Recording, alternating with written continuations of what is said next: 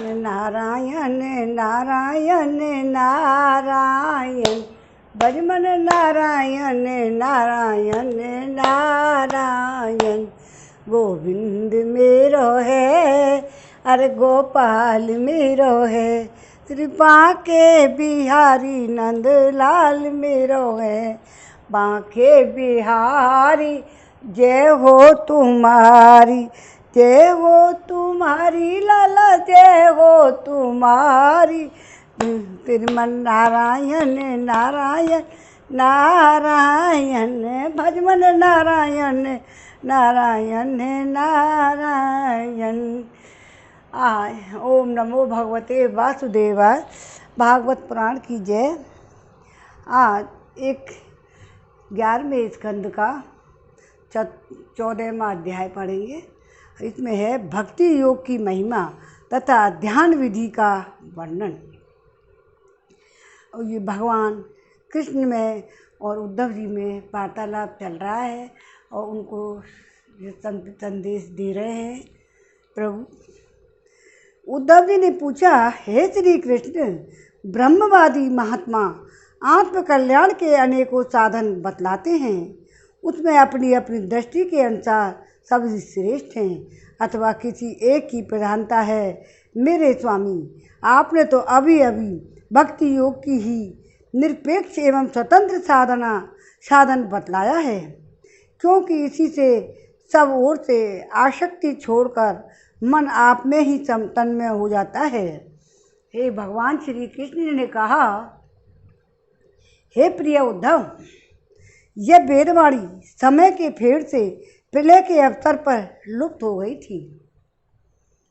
फिर जब सृष्टि का समय आया तब मैंने अपने संकल्प से ही इसे ब्रह्मा को उपदेश किया। इसमें मेरे भगवत धर्म का ही वर्णन है।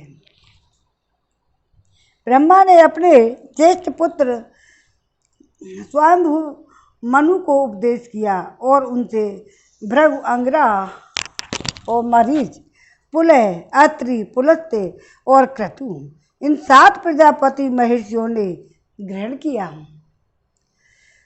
तदंतर इन ब्रह्म ऋषियों की संतान देवता, दानव, गुहिक, मनुष्य और सिद्ध, गंधर्व, विद्याधर, चारण, किन्देव, किन्नर, नाग, राक्षस और किमपुरुष आदि ने इसे अपने पूर्वज इन्हीं ब्रह्म ऋषियों से प्राप्त किया। सभी जातियों के और व्यक्तियों के स्वभाव, उनकी वासनाएं सत्व, रज और तमोगुण के कारण भिन्न भिन्न हैं। इसलिए उनमें और उनकी बुद्धि वृत्तियों में थी अनेकों भेद हैं। इसलिए वे सभी अपनी अपनी प्रकृति के अनुसार उस वेद वाणी का भिन्न भिन्न अर्थ ग्रहण करते हैं। यह वाणी ही ऐसी अलौकिक है कि उससे विभिन्न अर्थ निकलना स्वाभाविक ही है। इसी प्रकार स्वभाव भेद तथा परंपरागत उपदेश के भेद से मनुष्यों की बुद्धि में भिन्नता आ जाती है और कुछ लोग तो बिना किसी विचार के वेद विरुद्ध पाखंड तावलंबी हो जाते हैं, पाखंडता अवलंबी हो जाते हैं। और प्रिय उद्धव, सभी की बुद्धि मेरी माया से मोहित हो रही है। इसी से वे अपने अपने कर्म संस्कार और अपनी अपनी रुचि के अनुसार आत्म कल्याण के साधन भी एक नहीं अनेकों बतलाते हैं।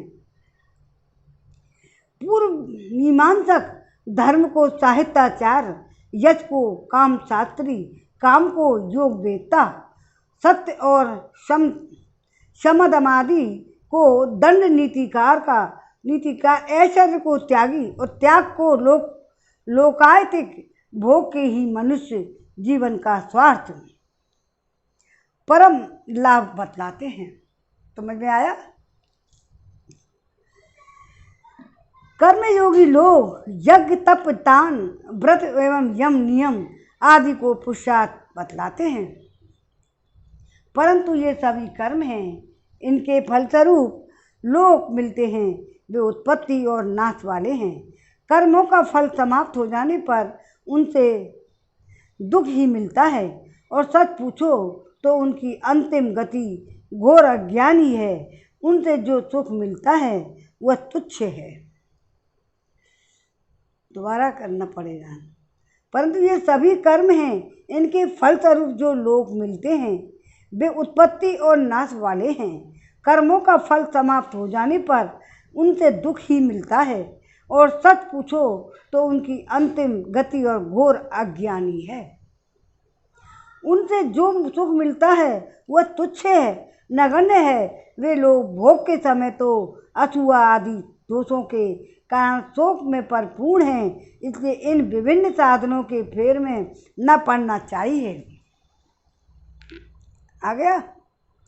प्रिय उद्धव, जो सब ओर से निरपेक्ष बेपरवाह हो गया है, किसी भी कर्म या फल आदि की आवश्यकता नहीं रखता और अपने अंतःकरण को सब प्रकार से मुझे ही समर्पित करते हैं और कर चुका है, परमानंद स्वरूप मैं उसकी आत्मा के रूप में स्फुरित होने लगता हूँ। इससे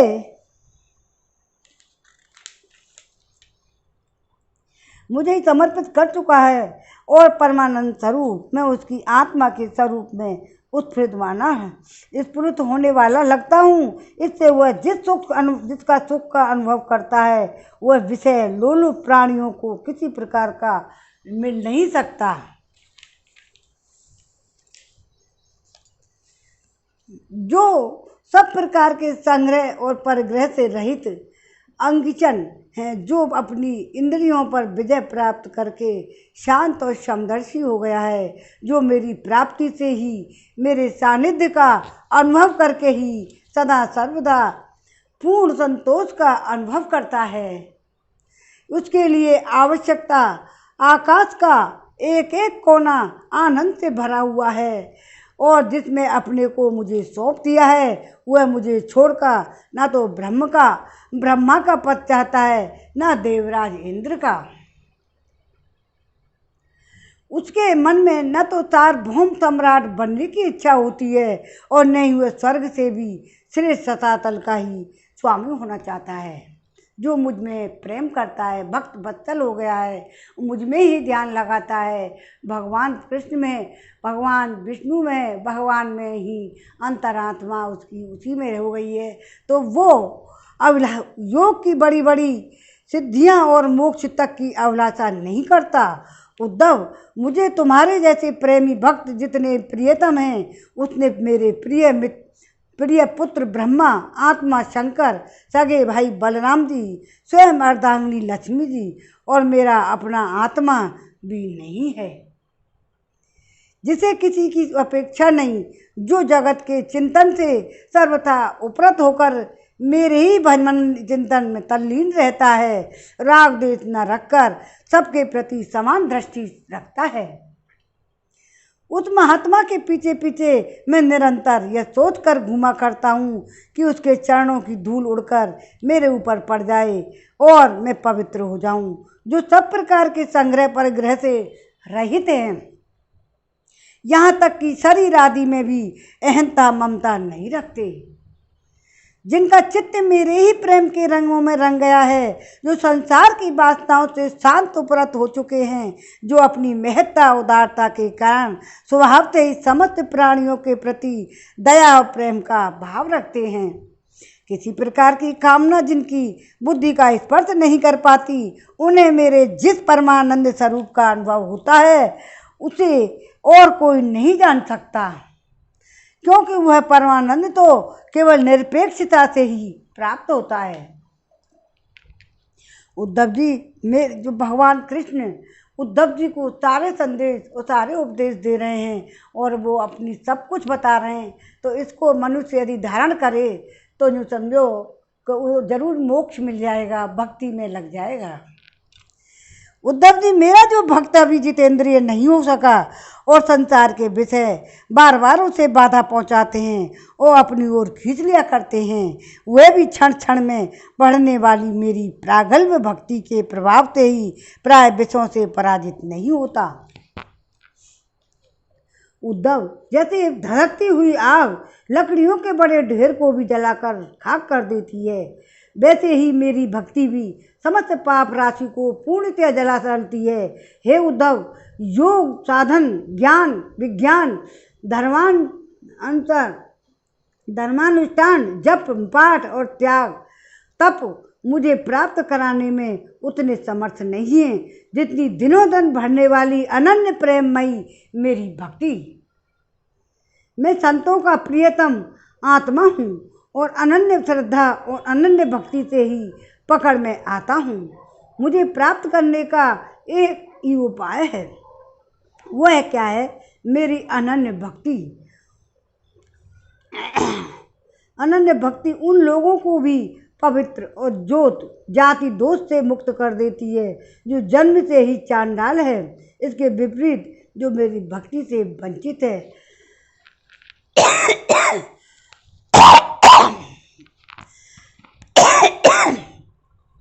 उनके चित्त को सत्य और दया से युक्त, धर्म और तपस्या से युक्त विद्यावी बलिभांति पवित्र करने में असमर्थ है।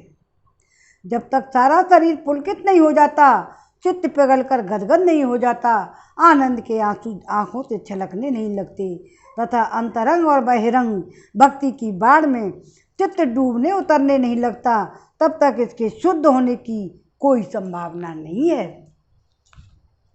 भगवान की प्रेम कथा सुनते हैं तो आंसू आ जाते हैं अपने आप ही अचानक ही, और वो आंसू प्रेम आंसू होते हैं। वही तो भक्ति भाव है भगवान का। जिसकी वाणी प्रेम से गदगद हो रही है, चित्त पिघल कर एक ओर बहता रहता है। एक क्षण के लिए भी वो रोने का तांता नहीं टूटता, परंतु जो कभी कभी खिलखिलाकर हंसने भी लगता है, कहीं लाज छोड़कर ऊंचे स्वर से वो गाने भी लगता है और कहीं नाचने लगता है। भैया उद्धव, मेरा वह भक्त न केवल अपने को बल्कि सारे संसार को पवित्र कर देता है। जैसे आग में तपाने पर सोना मैल छोड़ देता है, निखर जाता है और अपने असली शुद्ध रूप में स्थित हो जाता है, वैसे ही मेरे भक्ति योग के द्वारा आत्मा कर्म वासनाओं से मुक्त होकर मुझको प्राप्त हो जाता है, क्योंकि मैं ही उसका वास्तविक स्वरूप हूँ। उद्धव जी, मेरी पर पावन लीला कथा के श्रवण कीर्तन से यूँ की त्यों जो चित्त का मैल धुलता है जाता है, त्यों तो उसे सूक्ष्म वस्तु के वास्तविक तत्व के दर्शन होने लगते हैं। जैसे अंजन के द्वारा नेत्रों का दोष मिटने पर उसमें सूक्ष्म वस्तुओं की देखने की शक्ति आने लगती है, वैसे ही जो पुरुष निरंतर विषय चिंतन किया करता है उसका चित्त विषय में फंस जाता है, और जो मेरा स्मरण करता है उसका चित्त मुझ में तल्लीन हो जाता है। इसलिए तुम दूसरे साधनों और फलों की चिंतन छोड़ दो। अरे भाई, मेरे अतिरिक्त और कुछ है ही नहीं। जो कुछ जान पड़ता है वह ठीक वैसा ही है जैसे स्वप्न अथवा मनोरथ का राज्य। इसलिए मेरे चिंतन से तुम अपना चित्त शुद्ध कर लो और उसे पूरी तरह से एकाग्रता से मुझ में ही लगा दो। संयमी पुरुष स्त्रियों और उनके प्रेमियों का संग दूसरे ही से ही छोड़कर पवित्र एकांत स्थान में बैठकर बड़ी सावधानी से मेरा ही चिंतन करें। प्यारे उद्धव, स्त्रियों के संग से और स्त्रियों के संगियों के लंपटों के संग से पुरुष को जैसे कलेश और बंधन में पड़ना पड़ता है, वैसा कलेश और फसावट और किसी के भी संग से नहीं होती। उद्धव जी ने पूछा, हे कमल नयन श्याम सुंदर, आप कृपा करके यह बतलाइए, मुमुक्ष पुरुष आपका किस रूप से, किस प्रकार, किस भाव से ध्यान करें। भगवान कृष्ण ने कहा, हे प्रिय उद्धव, जो न तो बहुत ऊंचा हो न बहुत नीचा हो, ऐसे आसन पर शरीर को सीधा रखकर आराम से बैठ जाए, हाथों को अपनी गोद में रख ले और दृष्टि अपनी नासिका के अग्रभाग पर लगाए। जैसे योग करते हैं ना, आँखों का नाक, ये अपनी नोज ये दिखती है, तो उसी प्रकार कैसे, दोबारा बता दें, जो हे प्रिय उद्धव, जो न तो बहुत ऊंचा हो और न बहुत नीचा हो, ऐसे आसन पर शीघ्र सीधा रखकर आराम से बैठ जाए, हाथों को अपनी गोद में रख ले और दृष्टि अपनी नासिका के अग्रभाग पर जमावे। इसके बाद पूरक, कुंभक और रेचक तथा रेचक, कुंभक और पूरक इन प्राणायामों के द्वारा नाड़ियों का शोधन करें।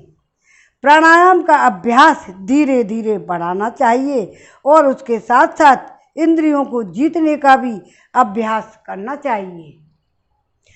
आजकल योग प्राणायाम तो सभी करते ही हैं, लेकिन उनको एकाग्रता से और अपने उसमें लगा दें ना, तो एक भगवान का नाम लेते हुए उसी में लगा दो तो अपने आप ही भगवान दर्शन भी हो जाएंगे। आप सोचोगे जैसे ही दर्शन होंगे।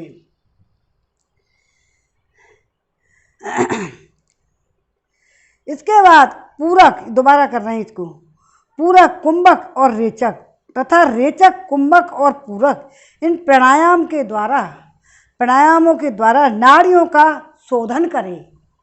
नाड़ी शोधन और प्राणायाम का अभ्यास धीरे धीरे बढ़ाना चाहिए और उसके साथ साथ इंद्रियों को जीतने का भी अभ्यास करना चाहिए।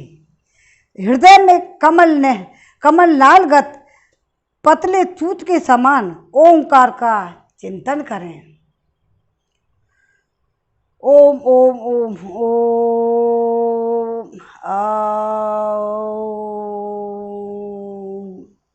पहले आ धीरे, फिर ओ और तेज, ज़्यादा देर, पहले ओम कम, आ कम और उससे ज़्यादा ओ, फिर में यहाँ आ जाता है, फिर तो इनको ज़्यादा करें। लास्ट में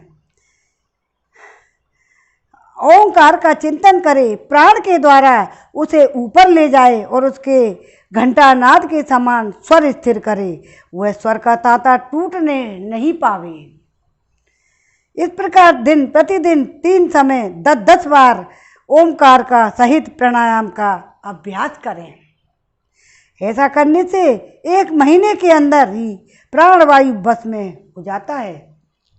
ये भगवान के द्वारा, कृष्ण के द्वारा बताया हुआ है, तो इसको तो अपने आप ध्यान करना चाहिए। लोग, ऋषि लोग तो यही इसी को ही करते हैं, जो योगी हैं वो भी करते हैं। इसके बाद ऐसा चिंतन करें कि हृदय एक कमल है, वह शरीर के भीतर इस प्रकार स्थित है मानो उसकी डंडी तो ऊपर की ओर है और मुंह नीचे की ओर है।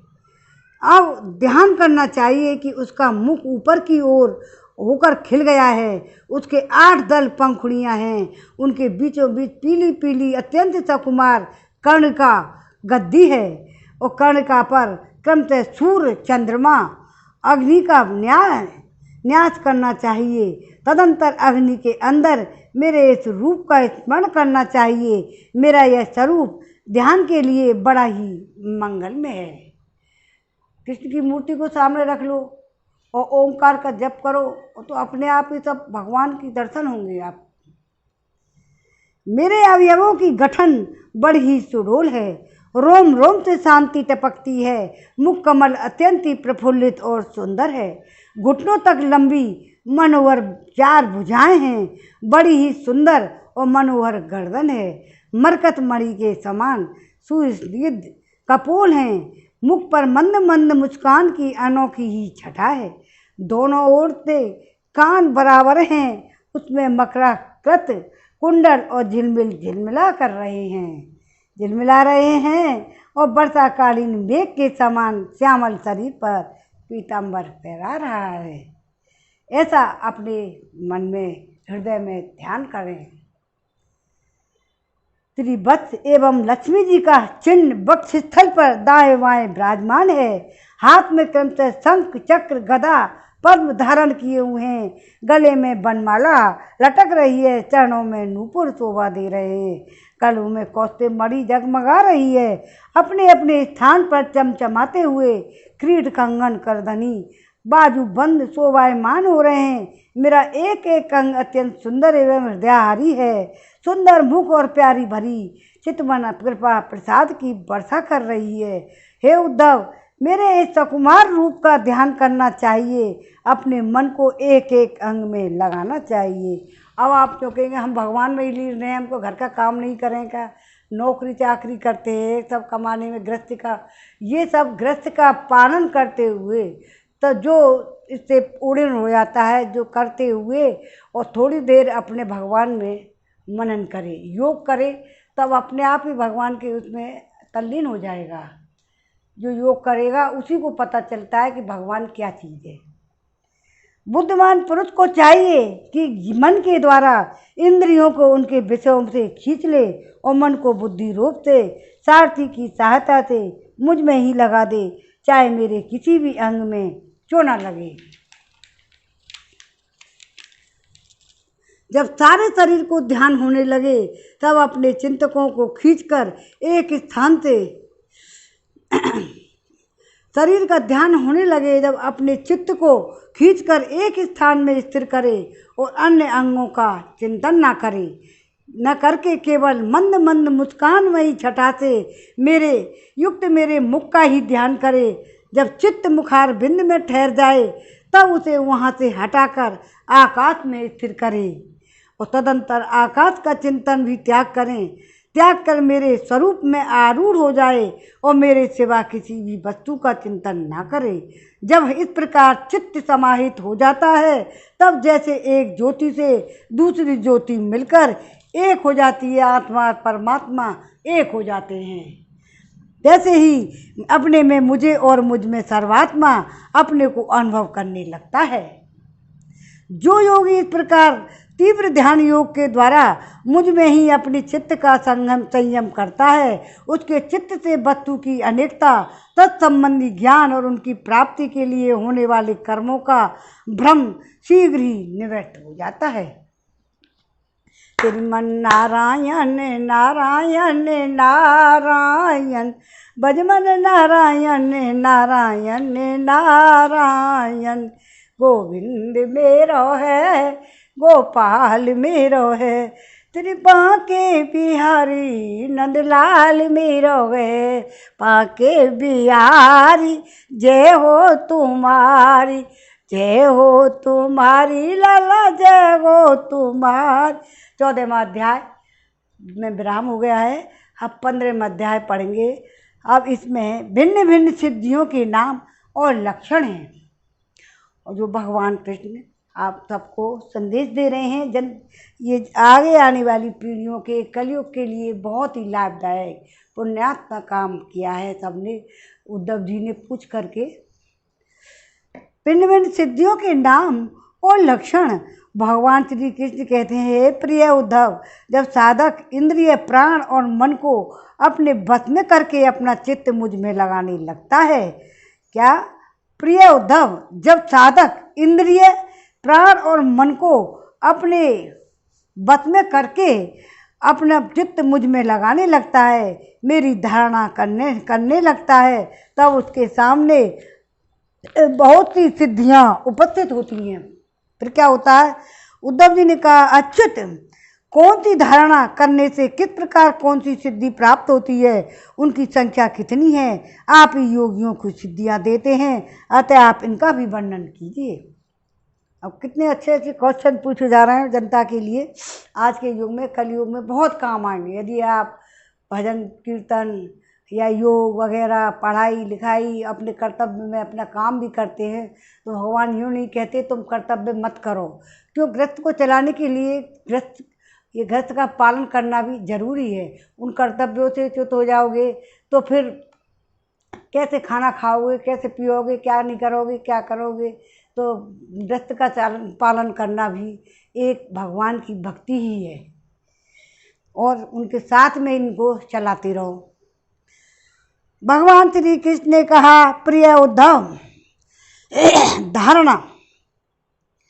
धारणा योग के पारगामी योगियों ने 18 प्रकार की सिद्धियां बतलाई हैं। उनमें 8 सिद्धियां तो प्रधान रूप से मुझ में ही रहती हैं और दूसरे में न्यून तथा 10 सत्वगुण के विकास से भी मिल जाती हैं। उनमें 3 सिद्धियां तो शरीर की हैं, अणमा और महिमा और लघिमा। शरीर की क्या है? अणमा, महिमा और लघिमा। लघिमा इंद्रियों की एक सिद्धि है, प्राप्ति। इंद्रियों की क्या है, एक सिद्धि है, वो है प्राप्ति।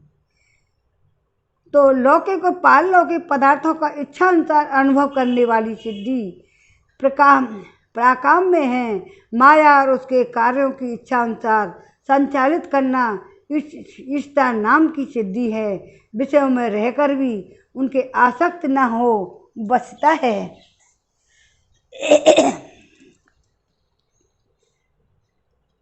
बचता है जिस जिस मुख की कामना करे उसकी सीमा तक पहुंच जाना काम वासियता नाम की 8वीं सिद्धि है।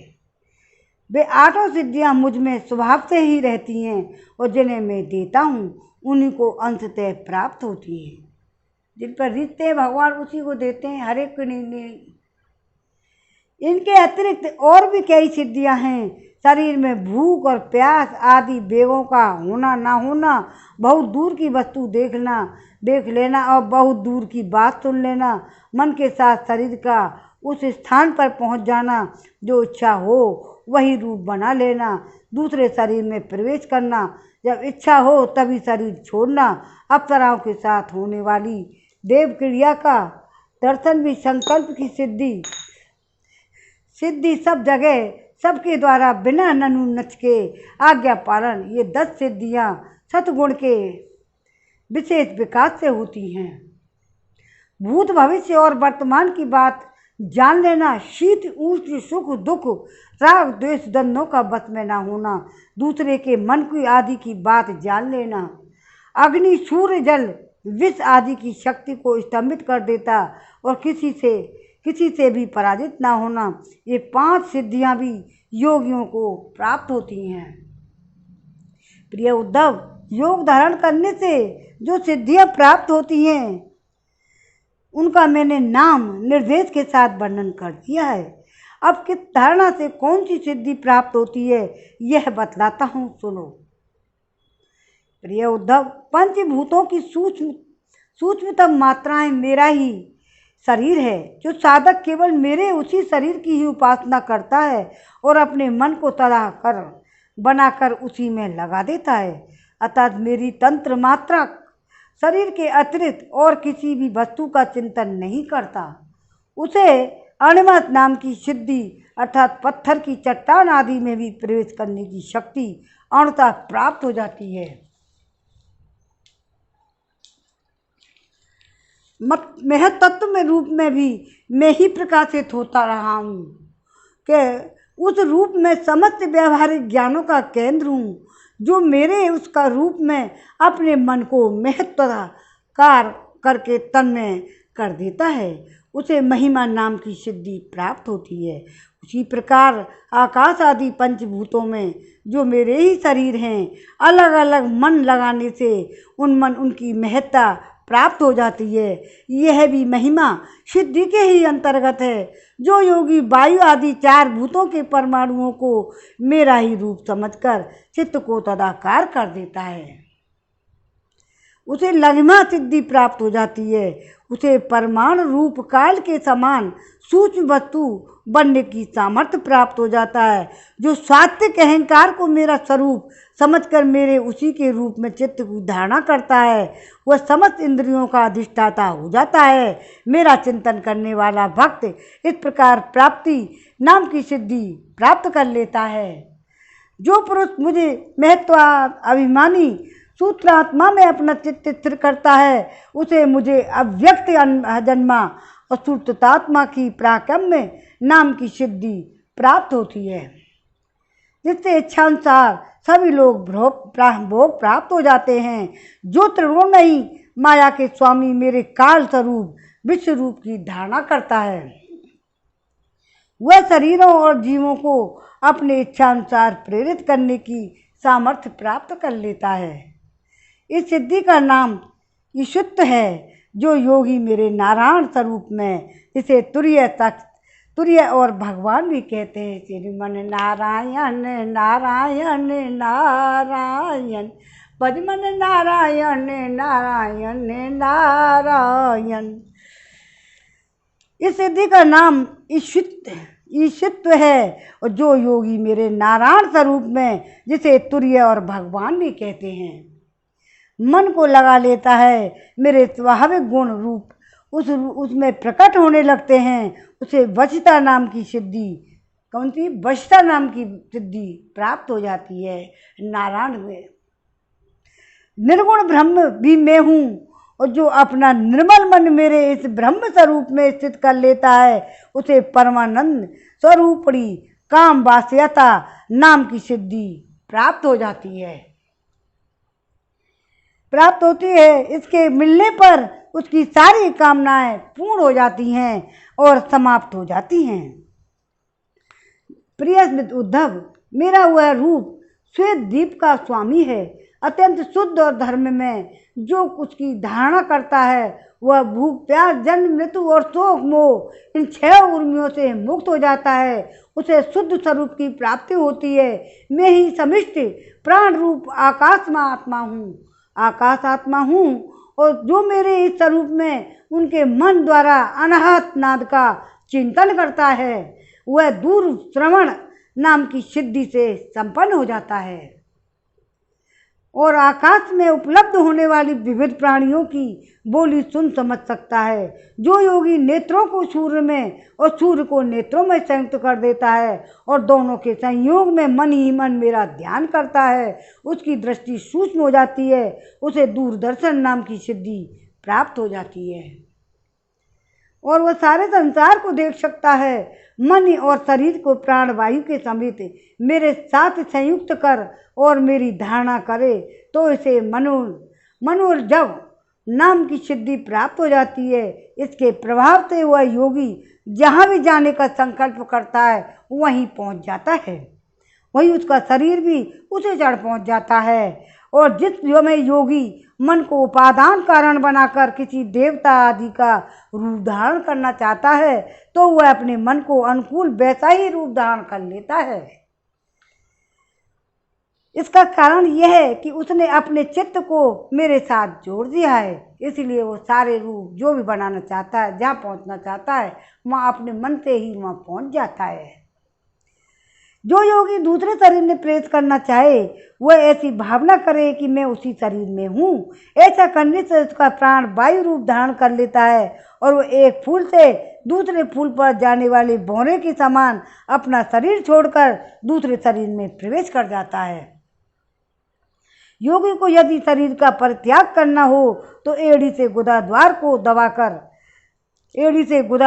दबाकर प्राण वायु को क्रम से हृदय, वक्ष स्थल, कंठ और मस्तक में ले जाए, फिर ब्रह्मांड के द्वारा उसे ब्रह्म में लीन करके शरीर का परित्याग कर दे। यदि उसे देवताओं की विहार स्थली में क्रीड़ा करने की इच्छा हो तो मेरे शुद्ध सत्व में स्वरूप की भावना करें। ऐसा करने से सतगुण की अंश स्वरूपा सुर सुंदरियां विमान पर चढ़कर उसके पास पहुंच जाती हैं। जिस पुरुष ने मेरे सत्य संकल्प स्वरूप में अपना चित्त स्थिर कर दिया है, उसी के ध्यान में संलग्न है। वह अपने मन से जिस समय जैसा संकल्प करता है, उसी समय उसका वह संकल्प सिद्ध हो जाता है। मैं ईशित्व और वशित्व इन दोनों सिद्धियों का स्वामी हूँ, इसलिए कभी कोई मेरी आज्ञा टाल नहीं सकता। जो मेरे इस रूप का चिंतन करके उसी भाव से युक्त हो जाता है, मेरे समान उसकी आज्ञा को कोई भी टाल नहीं सकता। जिस योगी का चित्त मेरी धारणा करते करते मेरी भक्ति के प्रभाव से शुद्ध हो गया है, उसकी बुद्धि जन्म मृत्यु आदि अदृष्ट विषयों का वो भी जान लेती है, और तो और क्या भूत भविष्य और वर्तमान की सभी बातें उसे मालूम हो जाती हैं। क्या होने वाला है, क्या हो रहा है, क्या होगा। जैसे जल के द्वारा जल में रहने वाले प्राणियों का नाश नहीं होता, वैसे जिस योगी ने अपना चित्त मुझ में लगाकर शिथिल कर दिया है, उसके योग में शरीर को अग्नि जल आदि कोई भी पदार्थ नष्ट नहीं कर सकता। जो पुरुष त्रिभत्स आदि चिन्ह और शंख गदा चक्र आदि आयुधों से विभूषित तथा ध्वजा छत्र चमर आदि से संपन्न मेरे अवतारों का ध्यान करता है, वो अजय हो जाता है, उसे कोई नहीं जीत सकता। इस प्रकार विचारशील पुरुष मेरी उपासना करता है, योग धारणा के द्वारा मेरा चिंतन करता है, उसे वे सभी सिद्धियां पूर्णतः प्राप्त हो जाती हैं जिनका वर्णन मैंने किया है। हे प्यारे उद्धव, जिसने अपने प्राण, मन और इंद्रियों पर विजय प्राप्त कर ली है, जो संयमी है और मेरे ही स्वरूप की धारणा कर रहा है, उसके लिए ऐसी कोई भी सिद्धि नहीं जो दुर्लभ हो। उसे तो सभी सिद्धियां प्राप्त हो ही जाती हैं, परंतु श्रेष्ठ पुरुष कहते हैं, जो लोग भक्ति योग तथा ज्ञान योग आदि उत्तम योगों का अभ्यास कर रहे हैं, जो मुझ में एक हो रहे हैं, उनके लिए इन सिद्धियों को प्राप्त होना एक विघ्नि है, क्योंकि उनके कारण व्यर्थ ही उनके समय का दुरुपयोग होता है। जगत में जन्म, औषध, तपस्या और मंत्रादि के द्वारा जितनी सिद्धियां प्राप्त होती हैं, वे सभी योग के द्वारा मिल जाती हैं। आया समझ में? दोबारा थोड़ा सा चलो। ज्ञान योग आदि उत्तम योगों का अभ्यास कर रहे हैं, जो मुझ में एक हो रहे हैं, उनके लिए इन सिद्धियों का को प्राप्त होना एक विघ्नि है, क्योंकि इनके कारण व्यर्थ ही उनका समय का दुरुपयोग होता है। तो जगत में जन्म, औषध, तपस्या और मंत्र आदि के द्वारा जितनी सिद्धियां प्राप्त होती हैं, प्राप्त होती हैं, वे सभी योग के द्वारा ही मिल जाती हैं। परंतु योग की अंतिम सीमा मेरे सालोक्य आदि की प्राप्ति बिना मुझ में चित्त लगाए किसी भी साधन से नहीं प्राप्त हो सकती। ब्रह्मवादियों ने बहुत से साधन बतलाए हैं। योग और सांख्य, धर्म आदि उनका समस्त सिद्धियों का एकमात्र मैं ही हेतु, स्वामी और प्रभु हूँ। जैसे स्थूल पंचभूतों में बाहर भीतर सर्वत्र सूक्ष्म पंच महाभूत ही हैं।